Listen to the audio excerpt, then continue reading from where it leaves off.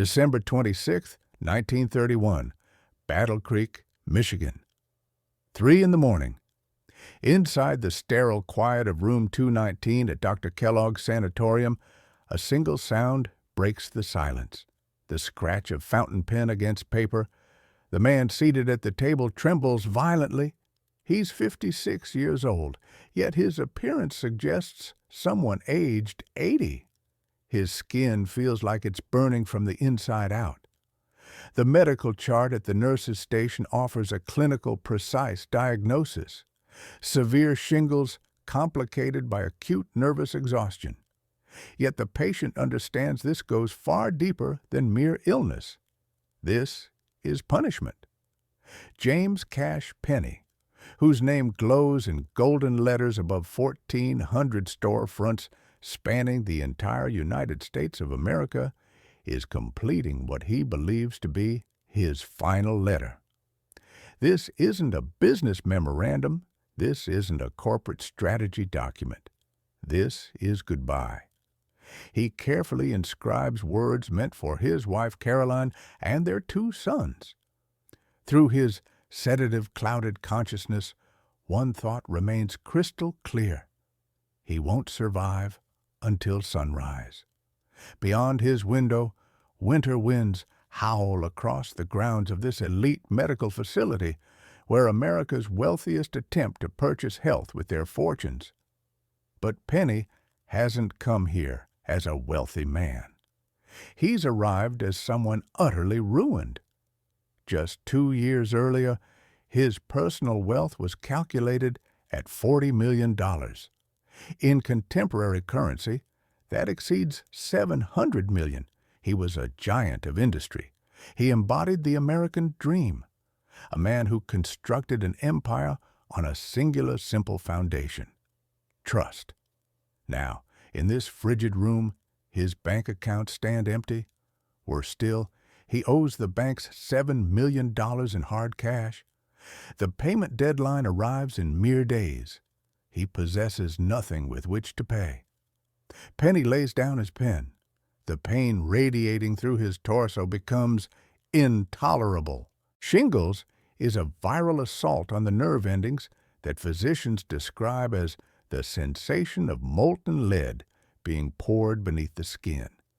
Yet this physical agony pales compared to what's unfolding inside his mind. Psychiatrists of that era would have labeled it profound melancholia. Today, we recognize it as clinical depression accompanied by suicidal ideation. He's convinced himself that he's committed an unforgivable crime against his family. He's persuaded himself that his death represents the only path to salvage what remains of his reputation. Should he die tonight, insurance payments might address a portion of the debts.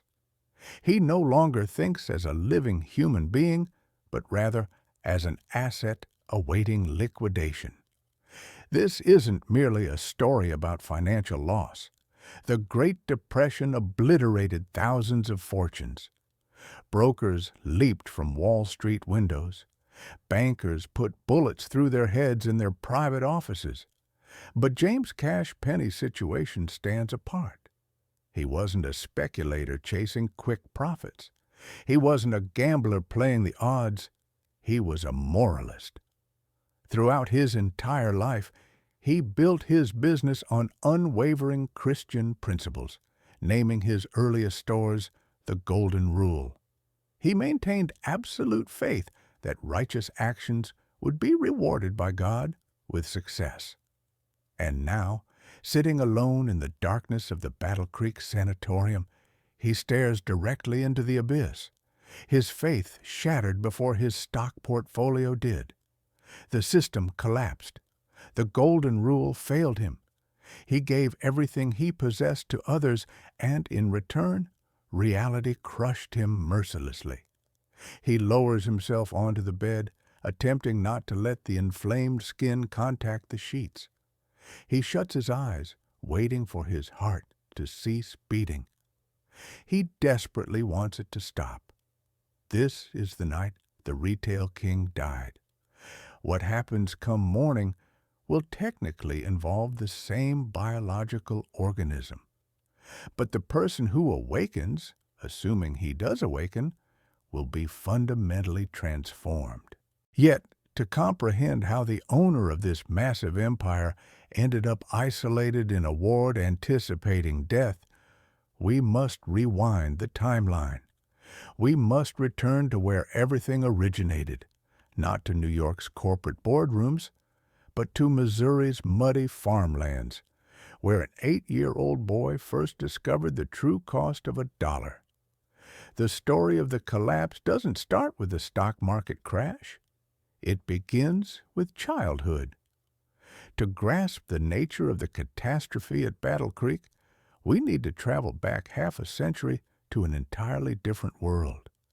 We journey to 1883, Missouri, the town of Hamilton, deep in the countryside where existence is measured by corn harvests and Sunday worship services. Here on the farm, an 8-year-old boy named Jimmy receives a lesson that permanently warps his psychology. His father, James Cash Penney Sr., positions him at the kitchen table. The father is an old-school Baptist preacher, a man who refuses payment for serving God, yet demands iron discipline on earth. He locks eyes with his son and delivers a phrase that sounds like a verdict. Starting this moment, you're responsible for purchasing your own clothing and shoes. This isn't an educational experiment. This is childhood's termination. At 8 years old, Jimmy Penney stops being a child and transforms into a small economic unit. He starts cultivating watermelons and raising pigs to avoid going barefoot. He learns to count every penny not from greed, but from the terror of poverty's humiliation. Right here, in the Missouri farm's mud, his primary fear takes shape: dependence on others. By 20 years old, this fear has transformed him into a workaholic. Then fate delivers its first strike. Doctors diagnose him with a condition that, at the close of the 19th century, sounded like a delayed death sentence: predisposition to tuberculosis. The physician's verdict is absolute. Missouri's climate will be fatal. He requires dry air. He must head west. Penney travels to Colorado. He's young, driven, and armed with his father's moral code, which represents his primary capital and, as later becomes clear, his greatest obstacle. His initial business venture ends in disaster that perfectly demonstrates his character. In Longmont, Colorado, he invests his entire savings, $300, into a meat market. The business prospers until it encounters the era's harsh reality. The shop's main customer is the local hotel. The hotel cook, the man controlling orders, establishes a condition: Penney must deliver him a bottle of bourbon weekly at no charge. This was standard practice, the lubrication of business in the Wild West. For any other merchant, this would simply be marketing overhead. For James Cash Penney, this represents a moral violation. He refuses to provide the alcohol bribe. The cook cancels the contract. The shop fails.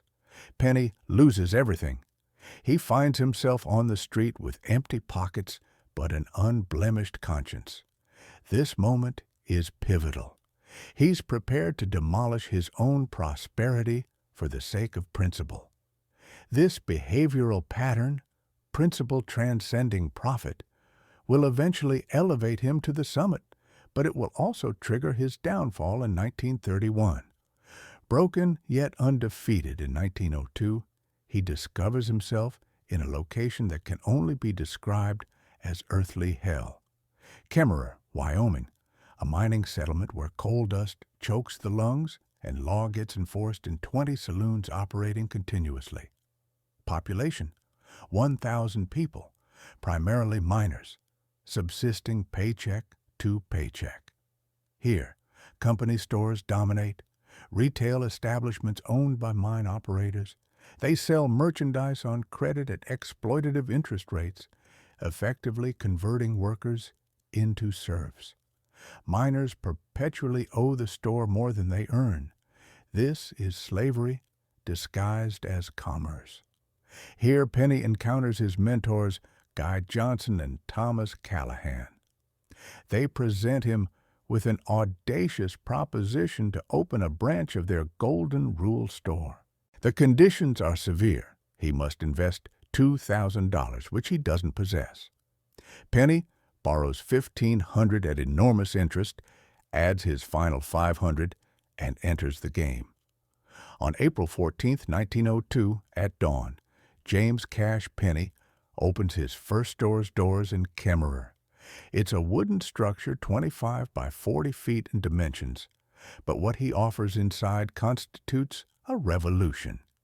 His business model represents economic suicide by contemporary standards. Point 1, no credit, cash exclusively. Point 2, no delivery, collect your goods yourself. Point 3, fixed pricing, no negotiation. In a town where the entire economy operates on debt notes, he demands actual money. Local merchants ridicule him. They forecast closure within a month. Who would patronize a store requiring immediate payment? But Penney perceives what others cannot. He sees the miners' wives, women exhausted by the endless servitude to company stores. He offers them an honest transaction, low prices today rather than tomorrow's debt trap. He sells quality overalls, fabrics, and footwear with minimal markup. He names the store Golden Rule, referencing the biblical principle, do unto others as you would have them do unto you. This isn't marketing strategy. This is his religion. He works like someone possessed. The store opens at 7 in the morning and closes when darkness falls. Penney lives in the attic above the sales floor. There's no furniture whatsoever. He and his wife Berta, his first love whom he'll tragically lose soon, sleep on a mattress placed directly on the floor. Their dining table consists of shoeboxes. Their seating is nail crates. When their first child arrives, its cradle becomes a clothing box. He economizes on everything except merchandise quality. He doesn't employ cleaners, mopping the floors himself before opening. He doesn't hire loaders, hauling fabric bales himself. Customers witness this. They see a man laboring harder than they do themselves, and trust begins to form. On that first operational day, when the sun descends behind Wyoming's Black Mountains, Penney tallies the revenue, $46.59, an astonishing sum. By year's end, turnover reaches nearly $29,000. Skeptics are confounded. Golden Rule has conquered the credit addiction. Yet beneath this success lurks something darker. Penney isn't merely constructing a business. He's building a fortress around his soul. He becomes convinced that success proves divine favor. He starts believing his method is infallible. He creates a partnership system where each store manager receives a profit share and rights to open new stores, becoming partners for subsequent managers. This is a viral expansion scheme that will blanket America with his store network within 20 years. He creates an army of clones, young, ambitious individuals ready to work 18-hour days, abstaining from drinking and smoking, living by the Golden Rule. He calls them partners, never employees. By 1912, he operates 34 stores. He abandons the Golden Rule name, giving the chain his own, J.C. Penney Company. It appears to be a triumph story. The boy who bought clothes with watermelon-selling money now clothes the nation. But this greatness's foundation contains a fracture. Penney built an empire on control. He controls every price, every manager, every delivery, He doesn't understand delegation. He only knows self-replication.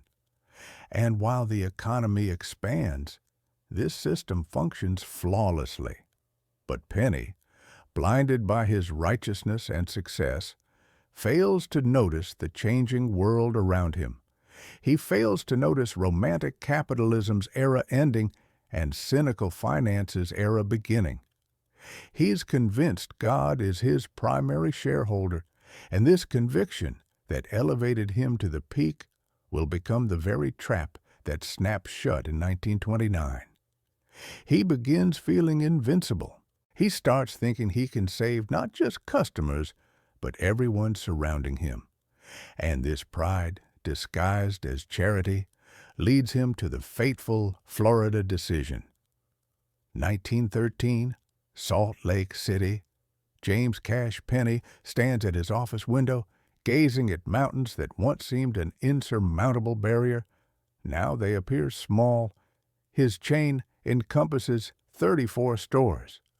Turnover has exceeded $2 million, an astronomical sum for a Baptist preacher's son.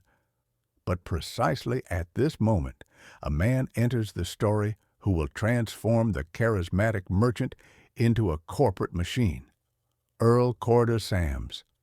If Penney was the company's heart, Sams became its cold, calculating brain.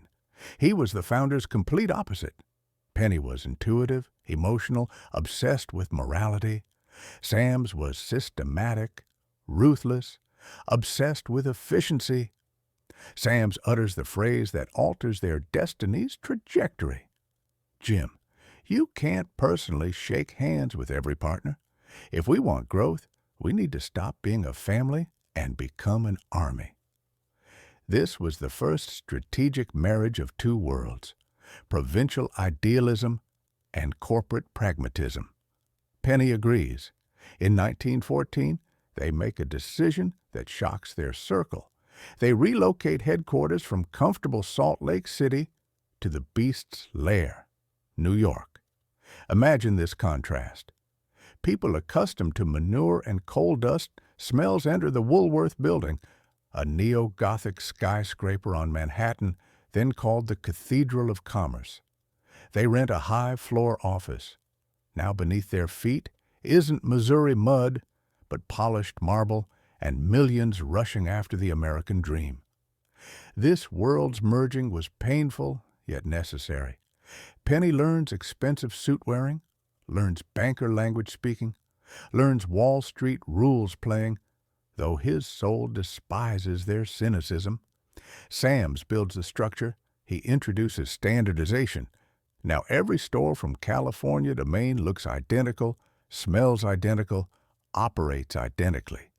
This is modern franchising's birth. By 1917, they operate 175 stores.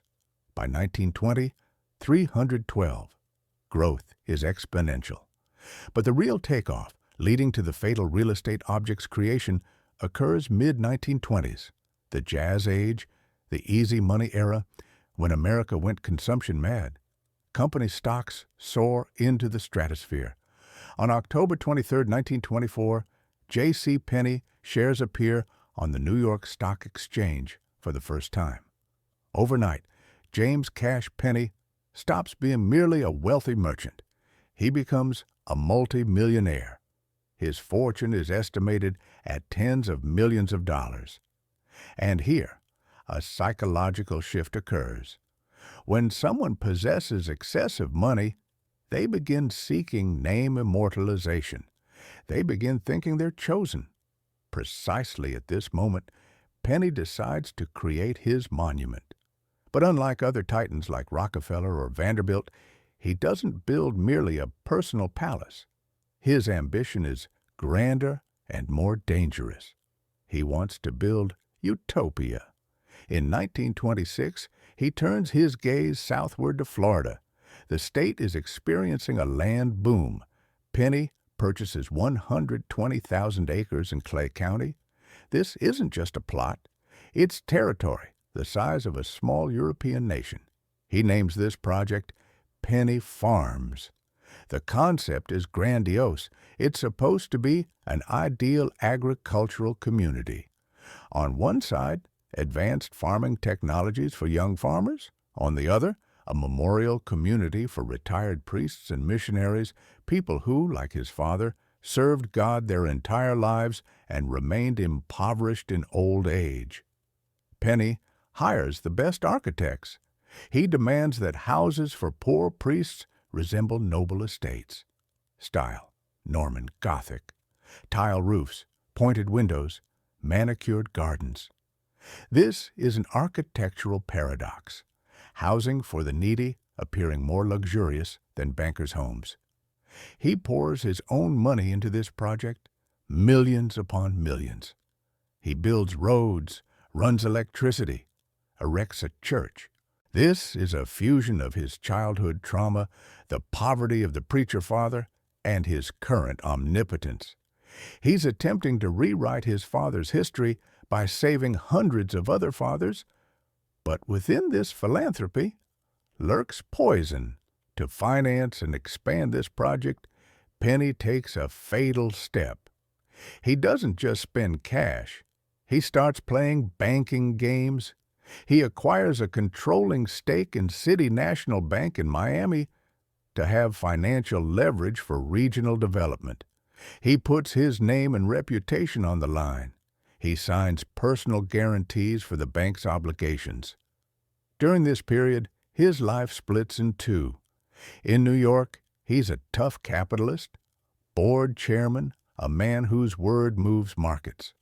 In Florida, he's a kind shepherd, a messiah in a white linen suit, walking among grateful elderly people, checking crop quality.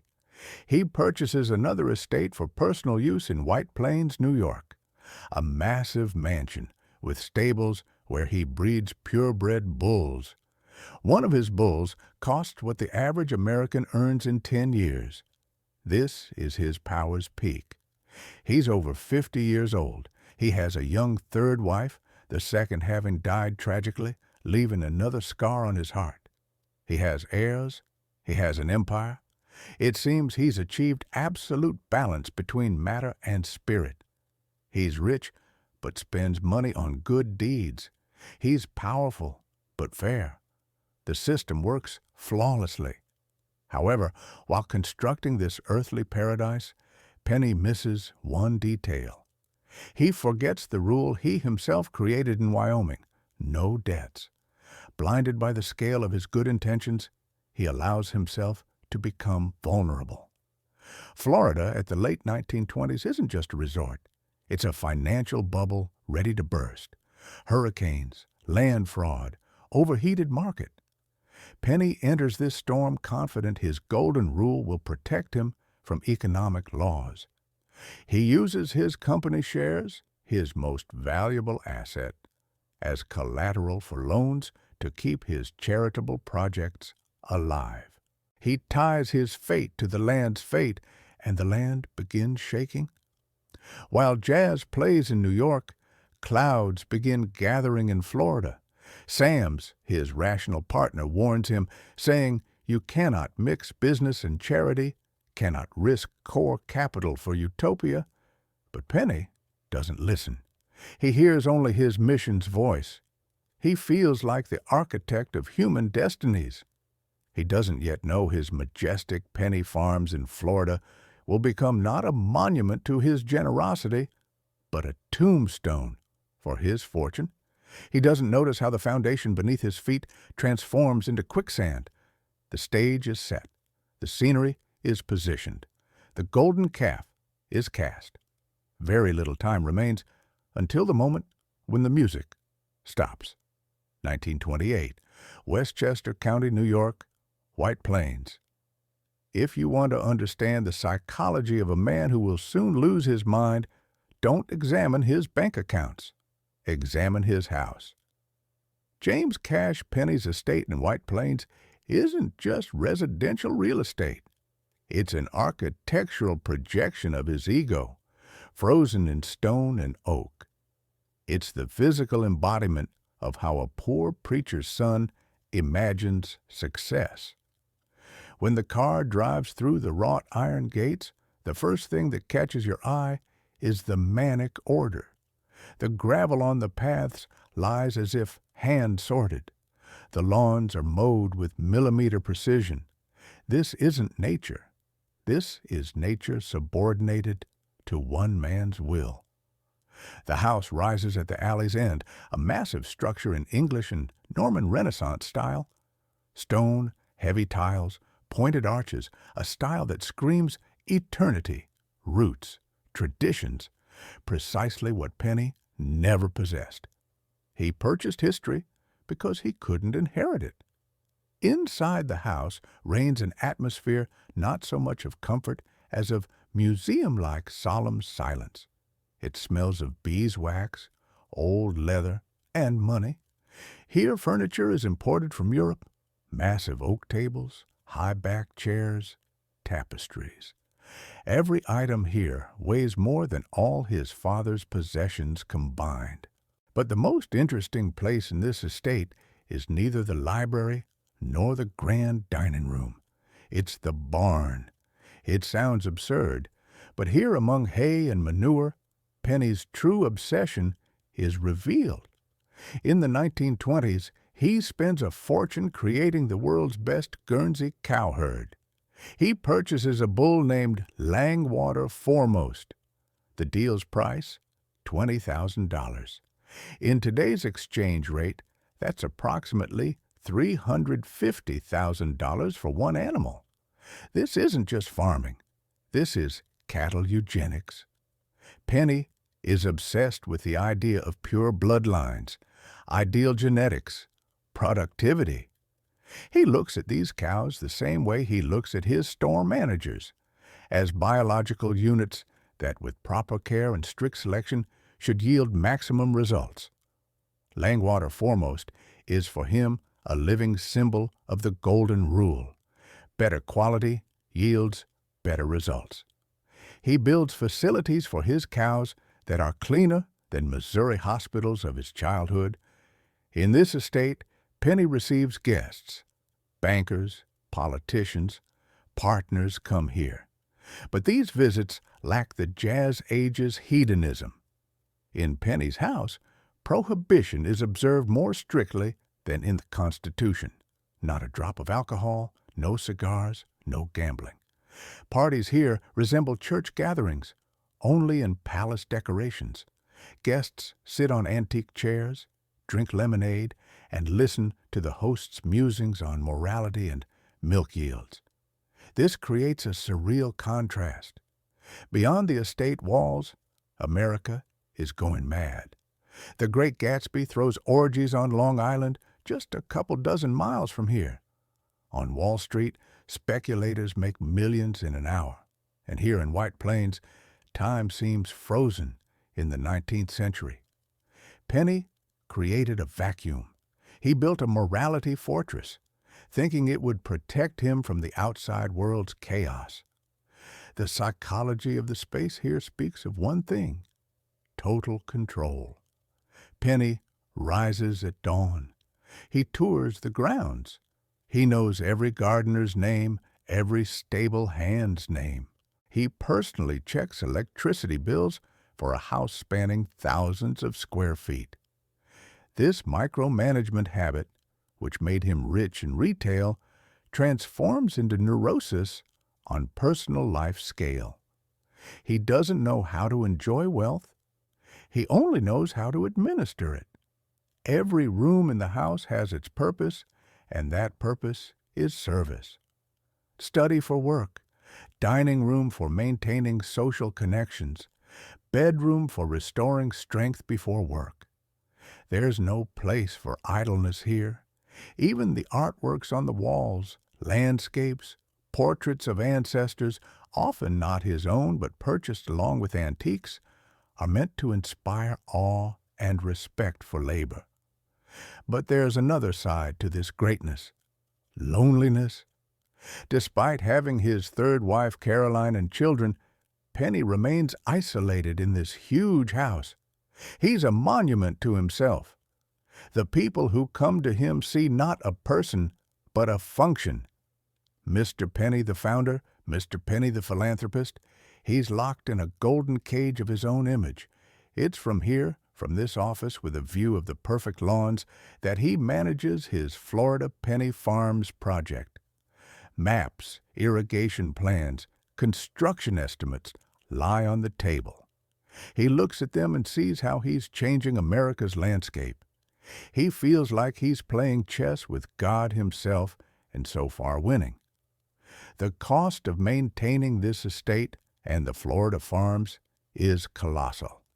Tens of thousands of dollars go monthly just to operating expenses. But in 1928, this seems like a trifle. Dividends from J.C. Penney Company, shares flow like a river. The stock price reaches its peak, over $100 per share. Penney is confident this stream is endless. The house in White Plains stands on a hill towering over the surroundings. This is a position of strength. But any military strategist will tell you a position on top of a hill is the most dangerous if you have no lines of retreat. Penney has none. All his assets, all his liquidity, all his obligations are tied in a tight knot. He looks at his prize bull worth $20,000 and sees in it confirmation of his genius. He doesn't see that this bull is merely an asset. He doesn't see that this house is merely an asset. He doesn't see that his Florida charity is a black hole disguised as paradise. The estate walls in White Plains are thick, but they're not soundproof. In October 1929, noise that cannot be drowned out by prayer will begin seeping through them. The telephones ring, telegraph tapes, newsboys shouts. But for now, it's quiet here, too quiet. Penney walks through the long corridors and his footsteps echo. He feels like a patriarch, a biblical Job whom God has blessed for righteousness. He's forgotten what happened to Job afterward. He's forgotten that God sometimes takes everything to test faith. This house, this success temple, built on a foundation of stocks and morality, is ready for its most terrible test. The owner is confident it stands on rock. In reality, he stands on an abyss's edge, and below, the world economy's tectonic plates are already beginning to shift. October 29th, 1929, New York. This day entered history as Black Tuesday, but for James Cash Penney, it began as an ordinary working day. He was sitting in his office reviewing sales reports on overalls and calico. But by noon, the world outside the window had changed forever. When the stock exchange crashed, Penney didn't panic like the others. Unlike speculators, he believed in real values, goods, stores, people. He thought the crisis would affect only paper millionaires. This was his fatal mistake. He didn't account for how deeply his personal finances were intertwined with the banking system, which was now collapsing like a house of cards. Penney's tragedy lay not in his company's stock fall. J.C. Penney stores, selling inexpensive goods, paradoxically held out and even retained customers. People continued buying socks and shirts because they needed something to wear. The tragedy lay in his charity. Remember the Florida Project, Penney Farms, and City National Bank. When the panic began, the bank's Florida depositors rushed to withdraw their money. The bank was on bankruptcy's verge. Any other businessman in Penney's place would have declared limited liability, let the bank collapse, and preserved his personal fortune. It would have been legal. It would have been rational. It would have been business. But James Cash Penney couldn't do that. For him, it was a matter of honor. He'd given his name to this bank. He'd promised people safety. And now, following his golden rule, he committed an act of financial suicide. He decided to cover the bank's losses from his own pocket. He pledged his J.C. Penney Company shares. He took loans secured by his future to pay off the Florida depositors. He threw all his resources into the crisis's furnace, hoping to extinguish the fire with money. But the fire was too strong. The bank collapsed anyway, and with it, Penney's protection collapsed. By 1930, the situation became catastrophic. The shares he'd used as collateral depreciated. Creditors demanded immediate repayment. Banks that had fawned over him just yesterday now sent bailiffs. At this moment, we see the hero's deepest moral ambivalence. On one hand, he's a saint who sacrificed himself for the depositors. On the other hand, he's a madman who put his own wife and children's well-being at risk for the pride of being a savior. He wanted to be God for his wards, but turned out to be mortal. The scene shifts to the White Plains mansion. The house, which was a triumph symbol, transforms into a tomb. Penney is forced to dismiss almost all the servants. The huge halls, which required daily cleaning, become covered in dust. The gardeners leave. The famous Guernsey cows are sold or left without proper care.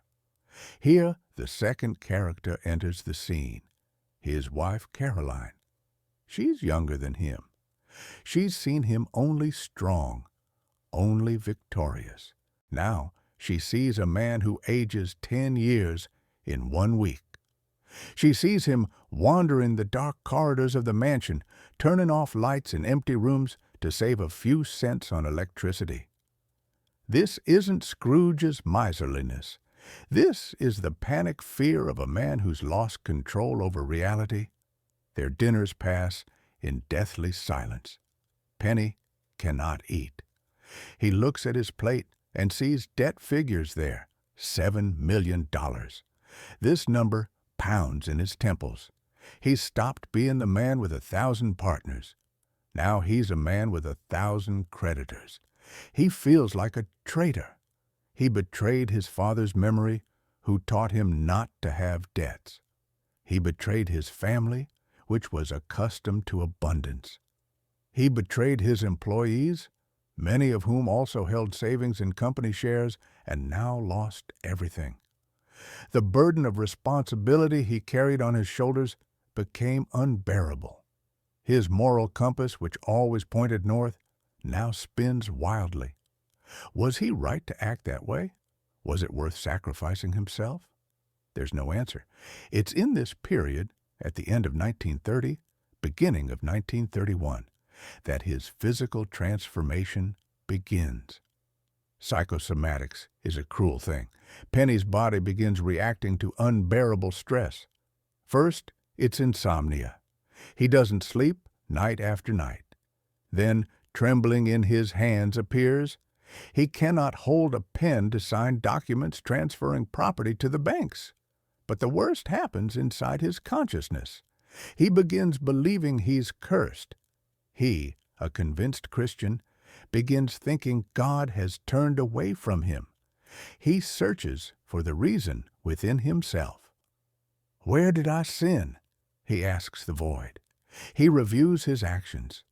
Perhaps he was too proud. Perhaps he loved his money too much.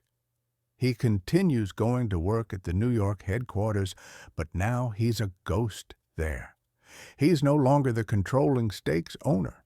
He's a hired chairman, a figurehead.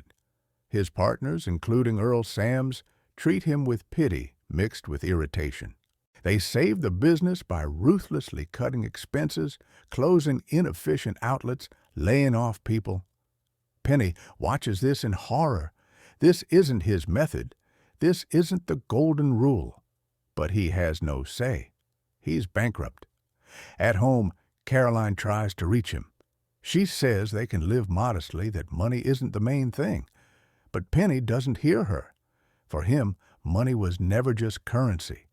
It was the measure of his virtue. If there's no money, then there's no virtue. Then he's a bad person. By fall 1931, the tension reaches its peak. Penney begins having guilt hallucinations. It seems to him that passers-by on the street know about his shame. It seems to him that his deceased wives look at him reproachfully. He becomes paranoid. He fears he'll be imprisoned for debts, although debtor's prison has long been abolished. He isolates himself from friends. He stops attending church because he cannot look God in the eye. The great philanthropist who built the memorial community for priests now feels unworthy to enter the temple. This is a classic tragedy of ancient scale. The hero who rose to the top thanks to his principles is brought down by those same principles. His kindness became his weakness. His faith became his torment. In December 1931, the body delivers the final blow. The chickenpox virus, dormant in his nerve nodes since childhood, awakens. Shingles erupts on his torso. The pain is so intense he cannot wear a shirt. The doctors throw up their hands. Painkillers don't help. They understand the cause isn't in the virus, but in his head. The nervous system has burned out. The family makes a decision. He needs to be isolated. He needs to be saved. They choose the Battle Creek Sanatorium in Michigan. This isn't just a hospital. It's the last refuge for broken titans. Caroline sees him off to the train. Tears are in her eyes, but in Penney's eyes, only emptiness. He's sure he's going to die. He's sure this is his last journey. The train carries him away from New York, away from his greatness, his ruins, away from the stores bearing his name. He leaves everything behind. There's no checkbook in his pocket. There's no hope in his soul. He's become Job on the ash heap. But unlike the biblical hero, he hasn't yet heard God's voice. He hears only the wheels clatter, counting the miles to his end. December 27th, 1931. Morning, the Battle Creek Sanatorium corridors. James Cash Penney opens his eyes. He's alive. This fact causes him not relief, but disappointment.